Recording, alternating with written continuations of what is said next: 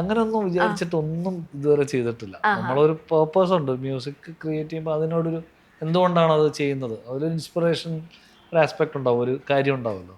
അപ്പോൾ ഒരു കൂട്ടുകാരൻ്റെ യാത്രയോടനുബന്ധിച്ച് ചെയ്തതാണ് ആ പാട്ട്.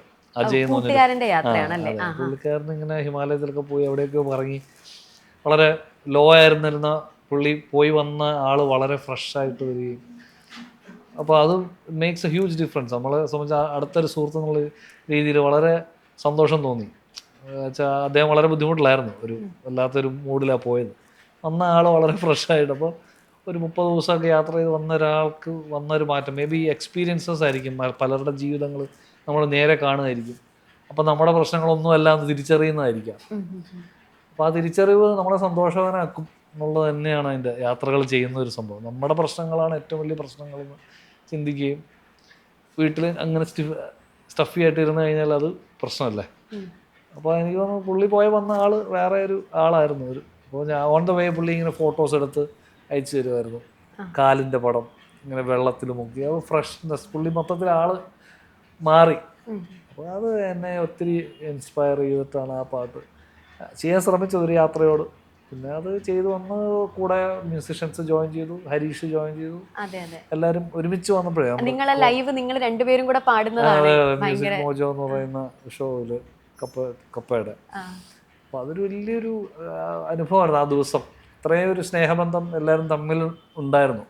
ഞാനെപ്പോഴും എല്ലായിടത്തും പറയാം, അന്ന് ഷൂട്ടിന് വന്നവർക്കെല്ലാം ഒരു ബക്കറ്റ് പോസിറ്റിവിറ്റി കൊണ്ടുപോകാൻ പറ്റുമായിരുന്നു നമുക്ക് തോന്നിയിട്ടുണ്ട്. എല്ലാവരും തമ്മിലേ ഇപ്പോൾ വിഷ്വൽ ചെയ്ത ഇപ്പോൾ സുമേഷ് ലാൽ സാറും ടീമുമാണ് കപ്പയുടെ അന്നത്തെ. അപ്പോൾ അവരെല്ലാവരും നമ്മളെല്ലാവരും തമ്മിലൊരു ഭയങ്കര ഒരു കോംപ്രമൈസറി ഉണ്ടായിരുന്നു. അപ്പോൾ അതിൻ്റെ ഒരു റിസൾട്ടാണ് പദയാത്ര. Of course I have led from the front. പാട്ടിൻ്റെ കാര്യത്തിൽ ഏങ്ങണ്ടിയൂർ ചന്ദ്രശേഖരൻ ചേട്ടൻ്റെ എഴുത്ത്, അപ്പോൾ എല്ലാം അതാണ് ഒരു ഗിവ് ആൻഡ് ടേക്ക് ബ്യൂട്ടിയാണ് പദയാത്ര. ഏങ്ങണ്ടിയൂർ ചന്ദ്രശേഖരൻ സാറിൻ്റെ കാര്യം പറഞ്ഞു കഴിഞ്ഞപ്പോൾ നിങ്ങൾ രണ്ടുപേരും ചേർന്ന് ചെയ്യുന്നത് ഭയങ്കര അപാര പാട്ടായിരിക്കും പുറത്തു വരിക, അപാര മ്യൂസിക് ആയിരിക്കും. കാരണം ആ ലിറിക്സും അദ്ദേഹത്തിന്റെ വരികൾ എന്ന് പറഞ്ഞു കഴിഞ്ഞാൽ നമുക്കത് അതിങ്ങനെ ഹാർട്ട് ഫെൽറ്റ് എന്നൊക്കെ പറയുന്ന വരികളാണ്. അപ്പൊ നിങ്ങൾ തമ്മിലുള്ള ഒരു സൗഹൃദം എപ്പോഴാണ് തുടങ്ങുന്നത്? ഒരു 18 വർഷം. താളം എന്ന് പറഞ്ഞൊരു ആൽബം ചെയ്യുന്ന സമയത്ത് ആണ് പുള്ളിയെ ഞാൻ ആദ്യം റീച്ച് ഔട്ട് ചെയ്യുന്നത്. ഞാനും ചരണും യാക്സനും ചേർന്ന് ചെയ്തൊരു ആൽബമാണ്. അപ്പോൾ ആ സമയത്ത് അവിയലിൻ്റെ നടന്നടാന്നൊക്കെ പറഞ്ഞിട്ടുള്ള പാട്ടുകളൊക്കെ വളരെ ഹിറ്റായി അവരുടെ ഒരു ആൽബമൊക്കെ ഇറങ്ങിയിരിക്കുന്ന സമയം അതിൻ്റെ അകത്ത് പല പാട്ടുകളും അദ്ദേഹം എഴുതിയതാണ്. അപ്പോൾ ഞാൻ റെക്സേട്ടൻ്റെ അടുത്ത്, റെക്സ് വിജയൻ അദ്ദേഹത്തിൻ്റെ അടുത്ത് ചോദിച്ചിട്ടാണ് കോണ്ടാക്ട് കിട്ടിയത്.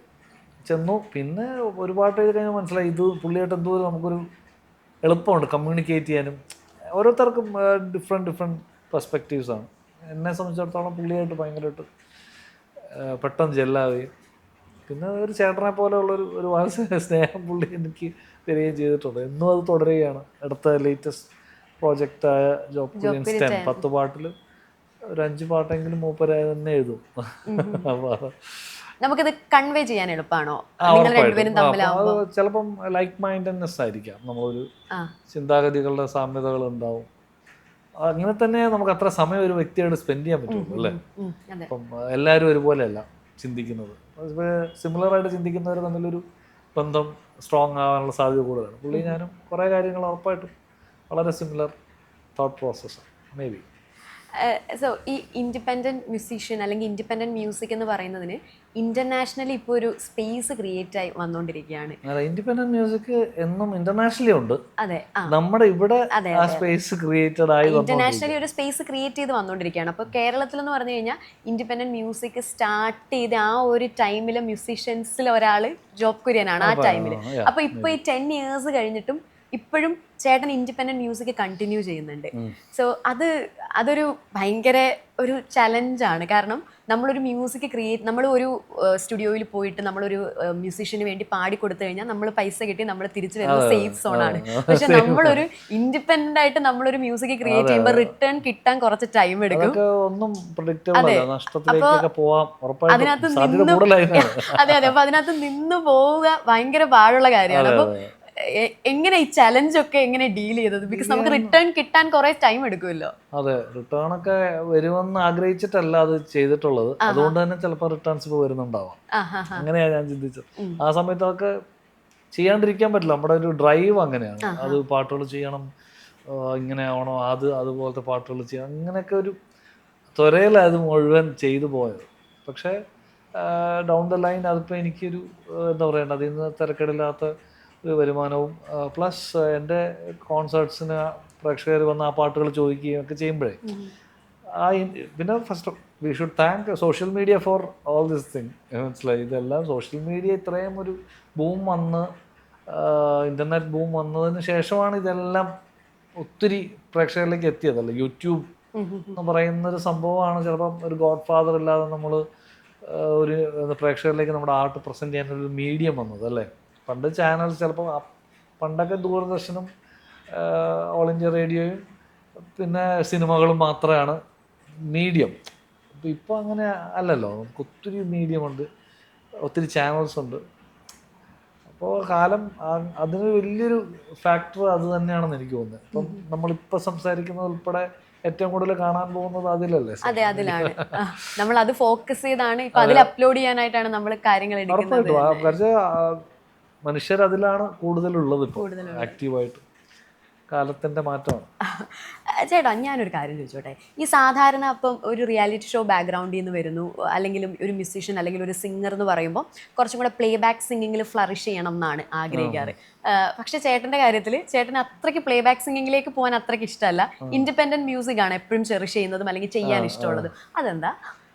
പ്ലേ ബാക്ക് ഞാനിങ്ങനെ കേട്ടിട്ടുണ്ട്, പ്ലേ ബാക്ക് സിംഗിങ്ങിന് വിളിക്കുമ്പോൾ ചേട്ടൻ മുങ്ങി മുങ്ങി മുങ്ങി പോകുന്ന കേട്ടിട്ടുണ്ട്. അതാ ഞാൻ ചോദിച്ചത്. അതൊക്കെ ഒരു ശരിക്കും അതൊരു പ്രോബ്ലമാണ്. അങ്ങനെ ആവാൻ പാടില്ല. അല്ല, അങ്ങനെ ആവാൻ പാടില്ല. നമ്മള് ഞാൻ വിചാരിച്ചു, ഞാൻ കേട്ടത് ഞാൻ പാടില്ല. അല്ല, അങ്ങനെ നമ്മള് അങ്ങനെ ആവാൻ പാടില്ല. ചെന്ന് സഹകരിക്കുകയാണ് വേണ്ടത്. പക്ഷെ ഞാൻ ഒരല്പം കോൺഷ്യസും എന്നെ കൊണ്ട് പറ്റുമോ ഇങ്ങനെയൊക്കെയുള്ള ചിന്തകളുള്ള ഒരു ആളാണ്. ഒരല്പം ആ കാര്യത്തിലൊക്കെ കുറച്ച് അന്തർമുഖനാണ്. അപ്പോൾ ഞങ്ങളൊക്കെ നോക്കിയിരിക്കും ഒരു ജോക്കിരിന്റെ പാട്ട് ഇറങ്ങാനായിട്ട്. അല്ല, പിന്നെ വേറൊരു കേസ്, ഈ വിളിക്കുന്ന പാട്ടുകളില്ല, ആ പാട്ടുകൾ നമ്മളോട്ട് റിലേറ്റ് ചെയ്യാം. നമുക്ക് റിലേറ്റ് ചെയ്യാൻ പറ്റണം. നമുക്ക് റിലേറ്റ് ചെയ്യാൻ പറ്റണം, നമുക്ക് പാടാൻ പറ്റണം. ഇതാണോ നമ്മൾക്കൊരു പാട്ട് നമ്മളെ ഒരു കമ്പോസർ അപ്രോച്ച് ചെയ്യുമ്പോൾ, ഒരു പാട്ട് പാടാൻ അപ്രോച്ച് ചെയ്യുമ്പോൾ ചേട്ടൻ നോക്കുന്ന ക്രൈറ്റീരിയ ഇതൊക്കെയാണോ? ക്രൈറ്റീരിയ ഉറപ്പായിട്ടും പാട്ട് കേൾക്കുക, പാട്ട് നമുക്ക് ഉൾക്കൊള്ളാൻ പറ്റണം ഒന്ന്. രണ്ട്, അത് പാടാൻ പറ്റണം എഫക്റ്റീവായിട്ട്. അതൊക്കെ ഞാൻ ചിന്തിക്കും. പിന്നെ അവരുടെ സമയം മെനക്കെടുത്തരുതല്ലോ. നമ്മൾ ചെന്നിട്ട് നമുക്ക് ബുദ്ധിമുട്ടാണെങ്കിൽ പിന്നെ അവരുടെയും ടൈം പോവും, നമ്മളുടെയും. അപ്പോൾ ഇങ്ങനെ പല പല കാര്യങ്ങളൊക്കെ ആലോചിച്ച് വരും, ഓവർ തിങ്ക് ചെയ്ത് വരുമ്പോഴേക്കും സംഭവം കഴിയും. പിന്നെ ചിലർ ഇപ്പം മ്യൂസിക് ഡയറക്ടേഴ്സിന്, ഇപ്പം ഞാൻ അധികം പാട്ടുകൾ പാടിയിട്ടില്ലെങ്കിലും പാടിയ കുറേ പാട്ടുകൾ നല്ലോണം വന്നിട്ടുണ്ട്. അത് ആ മ്യൂസിക്കിൻ്റെ ക്വാളിറ്റി, അവരുടെ മ്യൂസിക് ഡയറക്ടറിൻ്റെ വിഷൻ അല്ലെങ്കിൽ സിനിമ ഡയറക്ടറിൻ്റെ വിഷനൊക്കെയാണ് നമ്മുടെ ശബ്ദത്തിൽ ഉപയോഗിക്കാം. അപ്പോൾ അതിലൊക്കെ ബ്ലെസ്ഡ് ആയിട്ടൊരാളാണ് ഞാൻ.